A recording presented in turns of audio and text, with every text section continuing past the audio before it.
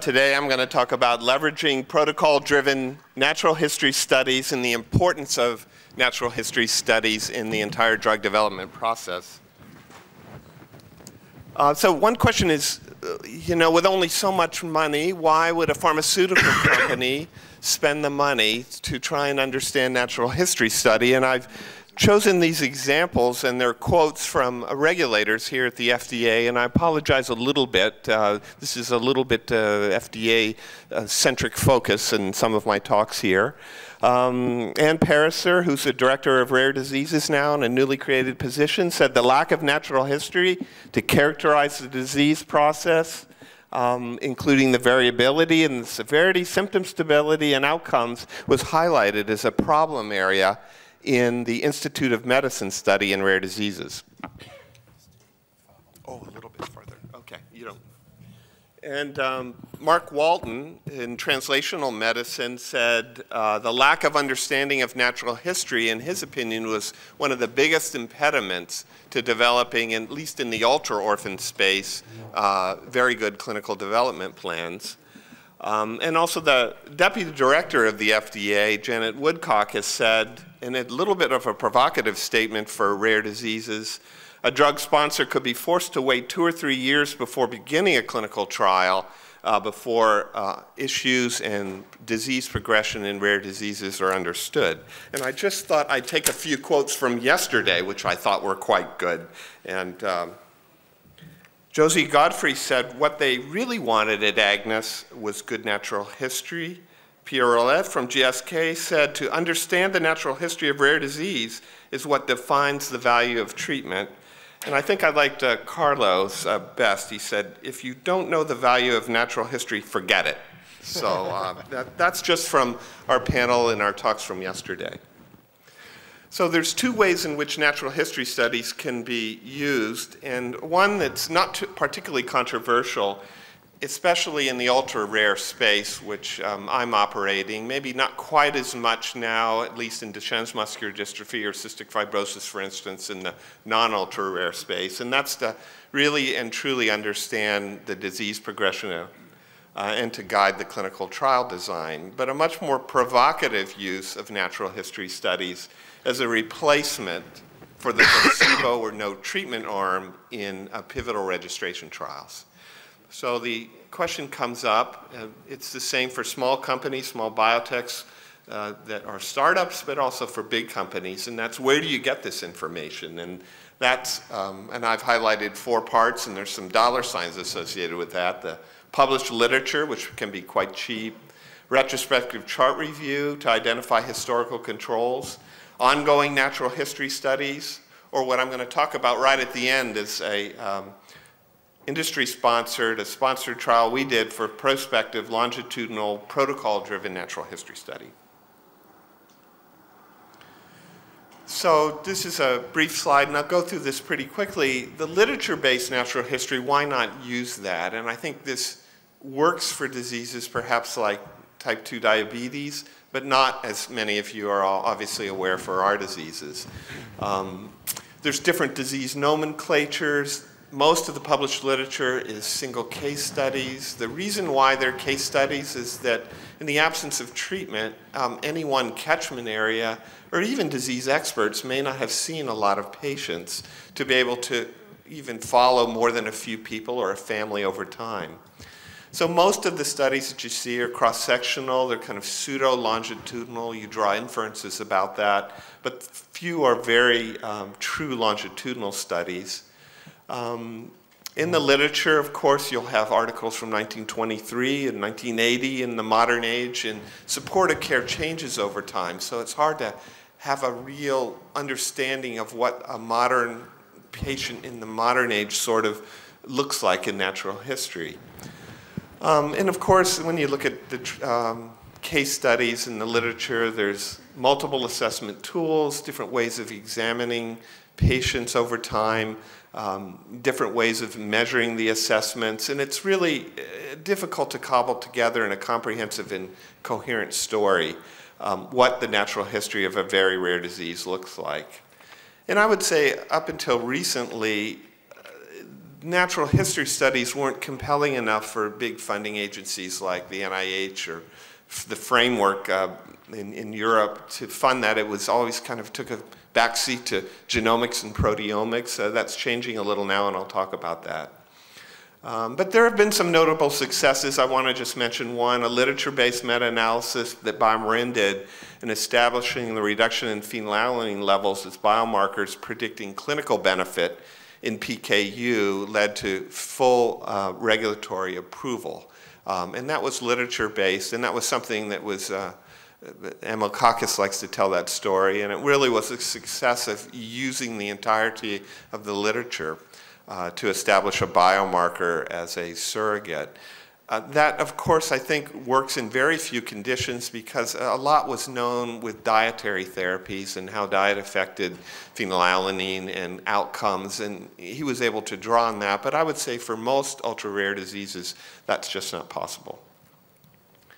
I think retrospective chart review offers the promise with any one individual patient or following patients through time. And you can, at least theoretically, get an idea of the longitudinal history of a disease on a patient-by-patient basis. And I won't go through these, many of the same things that I mentioned from literature-based cases are true. These are charts, and when you're in rare diseases, you know what that means. That means looking all over the world for patients. You have different methods, different caregivers, people call the diseases different, the chart reviews span decades, and not all centers choose to participate, even tertiary care centers, and even at any one center, not all patients want to consent to have retrospective chart review. Having said that, there's some notable successes here, and I'm going to use another Genzyme example. They utilized 62 of 168 retrospective chart review cases from many different countries as a historical control to determine ventilator-free survival for regulatory approval of infantile onset Pompe disease. And I think anyone, including myself, that's done chart reviews often has a very ambitious program at the beginning about what you might expect to learn, but I think in the end having endpoints such as survival that you can tell is a patient dead or not dead, that's something you can probably get accurately from a record, is what you might realistically hope to achieve by chart review. We talked a lot about collaborations and the value of collaborations, and so I think increasingly now there's ongoing studies that are supported, not by industry, on longitudinal natural history studies. And again, apologies, a bit of a US-centric example, but the NIH Rare Diseases Clinical Research Network now $117 million over 5 years. There's 19 centers. Almost all the centers have a component part with epidemiology and natural history. And one of the ways that we took advantage of that is we said we're willing to help support some travel for some patients to a site at the University of Minnesota. There's some tests and assessments we might like to do. There's some that you might like to do as part of the LDN network. And I think it's worked out beneficially for both of us. And I know other companies and other people that I've talked to have taken advantage of the natural history studies that in cases like the urea cycle disorders, for instance, it's now in its 7th year. I think they have a goal of over 500 patients, and it's probably the best resource in the US to look at some very rare conditions over time. And of course, working with individual academic centers, we sponsored, just as an example of what many companies have done, some cost sharing with the Amsterdam Medical Center to identify all the patients in the Netherlands with Sanfilippo syndrome, MPS IIIA. And the Netherlands is quite an organized country, and so they could tell us not only where every single patient was, but the graduate student had been to every single patient's house, had done a neurocognitive assessment, and could really say, in an anonymized way, of course, whether families were willing to participate in trials. And finally, and last but not least, the patient support organizations. And so we've also, not with a medical center, but in the case of the UK MPS Society, has records going back many years where they can identify, in this case, all the patients with Sanfilippo type A, B, C, and D, who's still alive, who isn't, who's a member of the organization. And so that was quite valuable. And I think the support organizations know better than anybody else because they're the really front line, as you know, contact with the patients and the motivations of the patients, the willingness and the hopes and the desires too. So don't lose sight of that. But if you have these three, why consider your own support? And I think, as many of you can imagine, protocol-driven longitudinal natural history studies are expensive. And while it may not be easy to do as a small company, I think there's many advantages. We've talked about how most of the studies are cross-sectional. With your own study, you run it as you do a clinical trial. There's a full longitudinal spectrum of disease that you can look at. You can look at all ages, very early on, patients that are perhaps pre-symptomatic that don't appear in the published literature. And you look at genotype-phenotype relationships. Also, you look at the measures of supportive care that are ongoing right now, and an important thing of what patients are on their concomitant meds before you even enter into and start a clinical trial. You can do things like test standardized tests that are never studied in your rare disease. So when we were looking in Sanfilippo syndrome, the idea was looking at some neurocognitive measurements. There's tools that are used across the world. They've been validated in many different languages, but not in your population. Almost none of those neurocognitive assessments have been looked at in MPS kids. So we adopted that as part of what we did as a clinical trial. But you can also do, and it has its own problems, your own disease-specific rating scale, which we developed. So it's this yin and the yang of you develop your own tool specific to your patient population symptoms versus applying a well-validated tool that was never meant to be used in, for instance, Sanfilippo syndrome. And you can do, when it's your study, inter-rater and intra-rater reliability. And it provides, I think this is really important, the foundation data for some of the later outcome surveys. And what many people realize now with some of the enzyme replacement therapies that are on the market, it's almost impossible now in countries where the therapy is available to collect natural history data in any sort of meaningful way. Patients that are identified soon, and the commercial teams are good at this, and getting patients as they should on treatment immediately.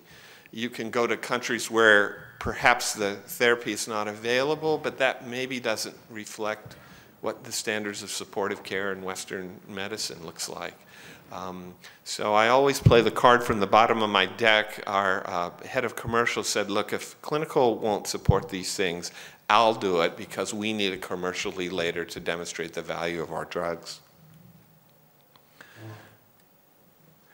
Some other do's and don'ts, as I mentioned, the possibility, and of course that was the main motivation for us, the kind of outcomes that we wanted to be able to measure in a disease where there was no treatments and hadn't been studied in Sanfilippo, had never really been studied. And I think the idea that we could look at these outcome measures, could we even measure it? Could we even measure it in these patients? And importantly, what would it look like over time? And I think the idea behind using a natural history study as a comparator arm is probably obvious. It ensures that every patient in perhaps your pivotal trial receives the drug, and that potentially faster enrollment times, the cost of the trials shorter, and you avoid the ethical issues about rapidly progressing diseases. Do you need a placebo control arm if you're able to accurately collect this information ahead of time in a natural history study? So I would say incorporate these studies into clinical development early. Especially with proteins, it takes a while to get them made, even before, while you're doing some of your animal studies, your preclinical tox and your manufacturing, really that's the time to do it. That's when patient associations and societies are motivated to want to help participate. Once drug is available again, as I've said, it's almost impossible to do this. You need to pay careful attention to the risk-benefit ratio, especially for our very vulnerable populations. And the last point here is to solicit patient support organizations in planning and execution.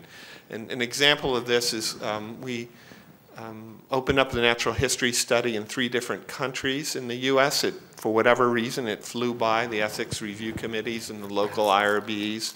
But in the national boards of the Netherlands and the UK, they both said it goes to a national IRB, and they said the risk-benefit, because there's no treatment available in this natural history study, you shouldn't do this. It involves some anesthesia to be able to sedate the patient so they could have a spinal tap and an MRI study, and wouldn't allow us to do this. And in the UK, we partnered with Christine Lavery of the MPS Society, and she sort of got a hold of it and said, look, this is the trial that's coming before the treatment. We need this information. The families want to participate. Let's get on board. And 2 weeks later, we got a letter that said, go ahead.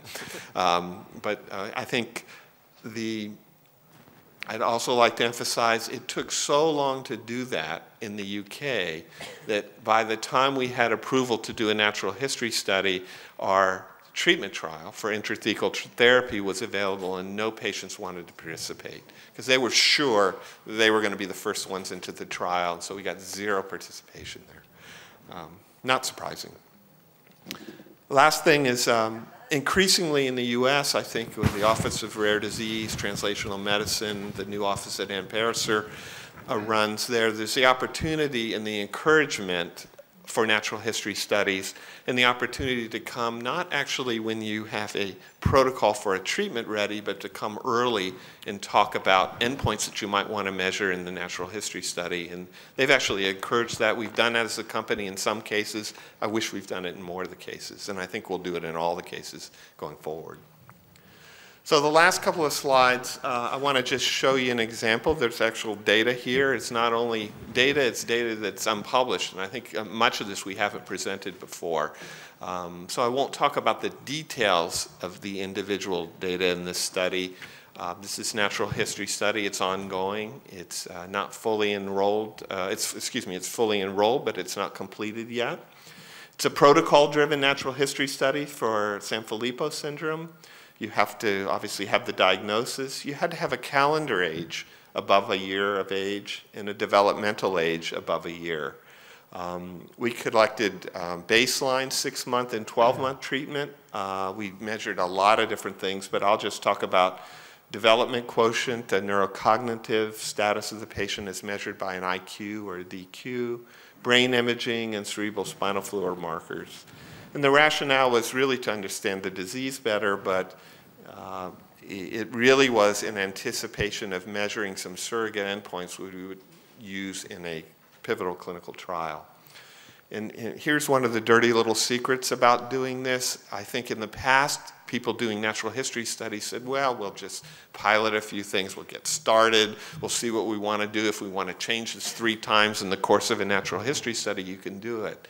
But if you anticipate using your natural history study and going to the regulators and saying, this is my comparator arm, the care in which you collect the data, conduct the trial, the good clinical practices has to be equivalent to your phase 3 study.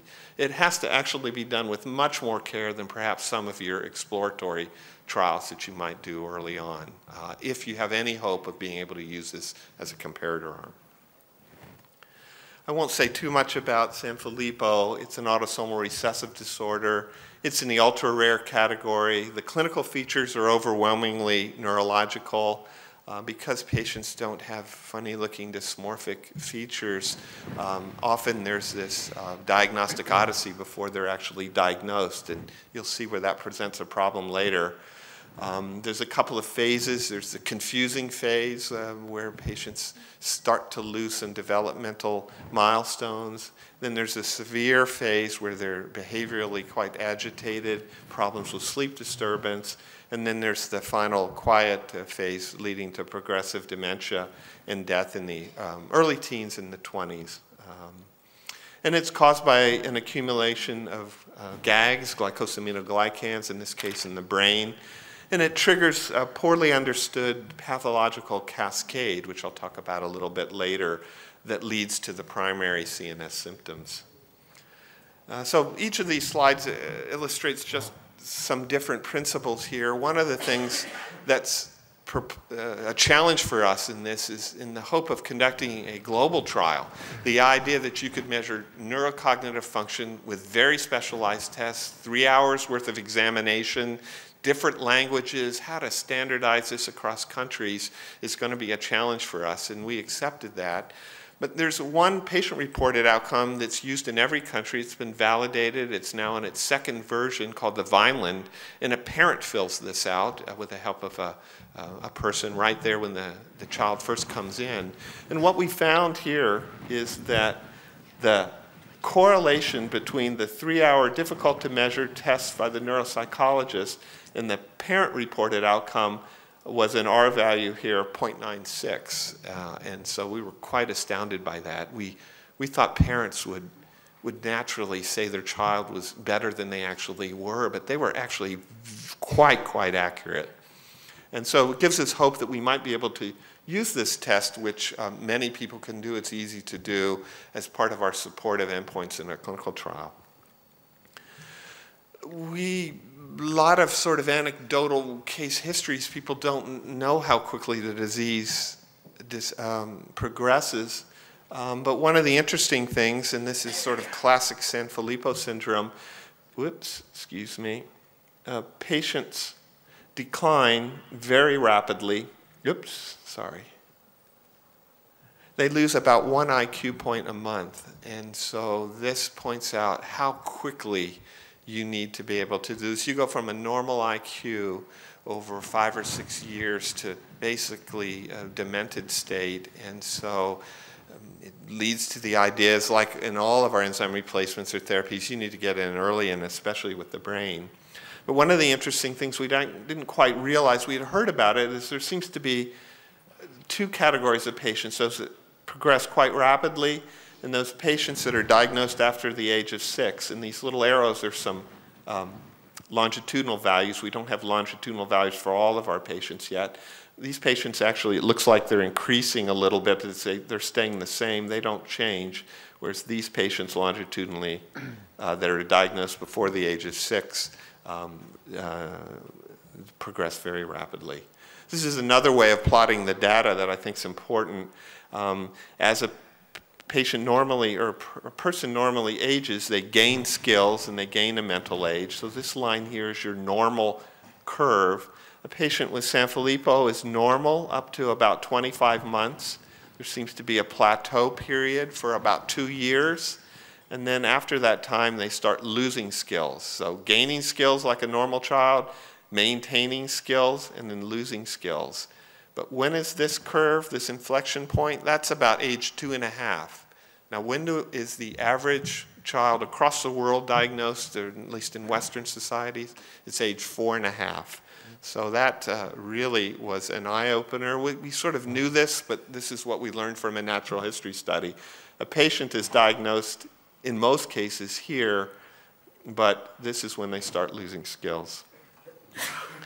Other things, just pilot studies. Could we use brain MRI? So we had some fantasies about measuring all sorts of sub-regional areas of the brain accurately across 3 different sites with an MRI. We settled on something quite interesting, and that is just cortical volume by MRI, just volumetrics of the cortex. And what you see over time is that Sanfilippo kids after the age of 2.5 start losing cortical gray matter, and it progresses quite quickly here. Kids diagnosed after 6 don't seem to change much in cortical gray matter. I'll go quickly here. We looked at the correlation between gray matter and development quotient, and the lower your IQ, the lower your development quotient, the lower the gray matter volume. As many of you know, kids, okay, I got the sign here, keep going.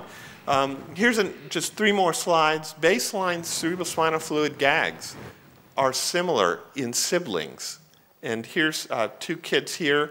It looks like we're faking this data here, but these are 2 twins. The cerebrospinal fluid GAGs independently chosen and scored blindly are exactly the same. So there really is a genetic component. These kids have all the same mutations in what their cerebrospinal biomarker might be. The faster the higher your GAG levels, the more quickly the patients go downhill. This is something we learned here. And I just use one example. We studied more than 200 biomarkers in the cerebrospinal fluid, and this one popped out at us. There was a paper by one of the pioneers of metabolic diseases. Sanfilippo type B is a lysosomal disease. It's also a tauopathy in mice. We studied phosphorylated tau, and normal levels are here, and all of our Sanfilippo kids had elevated tau, as do Alzheimer's patients. There was a very good R-value correlation between the elevated tau and the cerebrospinal fluid GAGs. That suggests that some of these downstream cascades that lead to neurodegeneration of the neuropil may have a direct correlation. How it exactly works, we're not sure, but we have many more of these correlations that we won't have time to share right now. And the last slide, or second to the last slide, is you find things you didn't think you would find before. A cardiologist said, I've read some case reports of this primary neurological disease that suggests that some of these patients have heart disease. So we did cardiac Dopplers of all of our 25 patients. Most of them have increased left ventricular hypertrophy. Some of them have valvular thickenings on either the mitral or the aortic valve. So new information, not really reported in a systematic way in the future, and obviously it's going to be a secondary endpoint in a trial.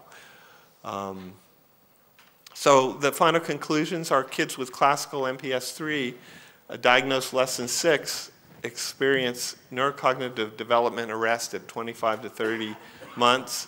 They may remain here for 2.5 years. There's a striking linearity of age-dependent decline.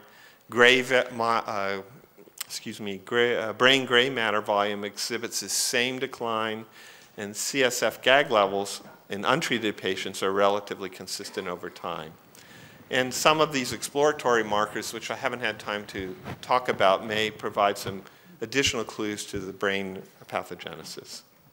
And here's some just acknowledgments from the colleagues at the University of Minnesota and the Shire team that did this. And of course, the biggest thanks is to patients and families who made this all possible.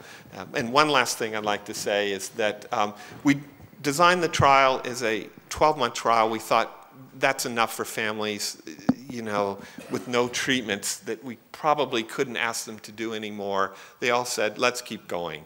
So we're going to have a natural history study where almost all the patients, we've only had one patient drop in the study, is going into the second and third year before the treatments become available. So thank you very much.